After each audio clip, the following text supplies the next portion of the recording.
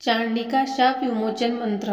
ओम अस्य श्री चांडिकाये ब्रह्मा वशिष्ठ विश्वामित्र शाप विमोचन मंत्रस्य वशिष्ठ नारद संवाद सामवेदाधिपति ब्राह्मण ऋषय सर्वैश्वकारणी श्री दुर्गा देवता चरित्रतंत्रय बीजरी शक्ति त्रिगुणात्मक सर्पा चांडिका शाप विमुक्तो मम संकल्पित कार्य सिद्धार्थे जपे विनियोग।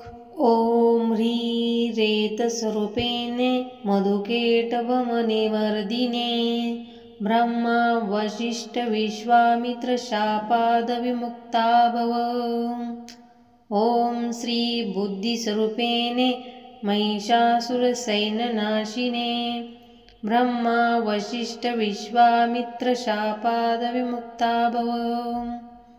ओम रक्तस्वरूपेने महिषासुरमर्दिने ब्रह्मा वशिष्ठ विश्वामित्र शापाद विमुक्ता भव।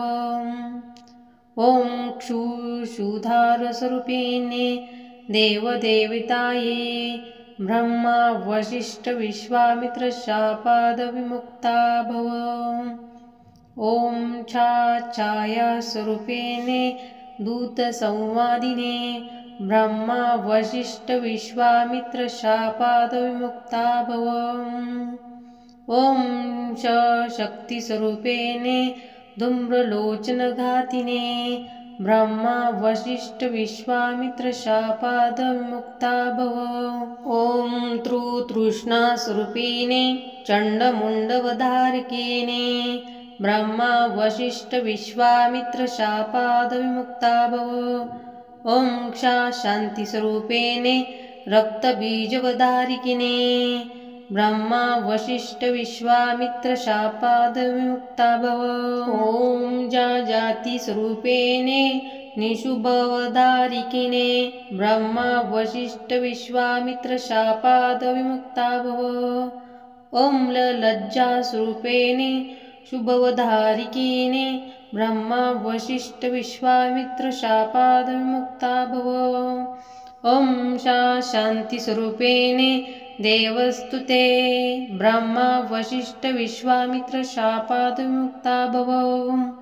ओम श्रद्धास्वरूपिणे सकलफलदात्रे ब्रह्मा वशिष्ठ विश्वामित्र शापाद विमुक्ता भव।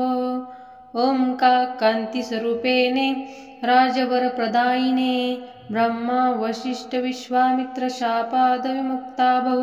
ओम मात्रस्वरूपिणे अनर्गलमहिंसहिताये ब्रह्मा वशिष्ठ विश्वामित्र शापाद विमुक्ता भव। ओम ह्री श्री दुर्गाय सर्वैश्वकारिणे ब्रह्मा वशिष्ठ विश्वामित्र शापाद विमुक्ता भव। ओम ह्री क्लीं नमः शिवाय अव्यक्तकवचस्वरूपिणे ब्रह्मा वशिष्ठ विश्वामित्र शापाद विमुक्ता भव। ओम क्रीं काल्यकाली ह्रीं पट्ट स्वाहाय ऋग्वेदस्वरूपिणे ब्रह्मा वशिष्ठ विश्वामित्र शापाद विमुक्ता भव। ओम ह्रीं क्लीं महाकाली महालक्ष्मी महासरस्वती स्वरूपिणे त्रिगुणात्मकाये दुर्गादेवे नमः। इत्येव हि महामन्त्रान् पठित्वा परमेश्वर चण्डीपाठदिवारात्रो कुर्यादेव च संशय एव मंत्र न जानति चण्डीपाठ कुर्वन्ति आत्मान चैव दाता रक्षेण कुर्यान संशय। व्हिडिओ आवडला असेल तर चॅनलला लाईक आणि सबस्क्राईब करा। सर्वांना नवरात्रीच्या हार्दिक शुभेच्छा। तुमच्या सर्व इच्छा पूर्ण हो ही दुर्गाचरणी प्रार्थना।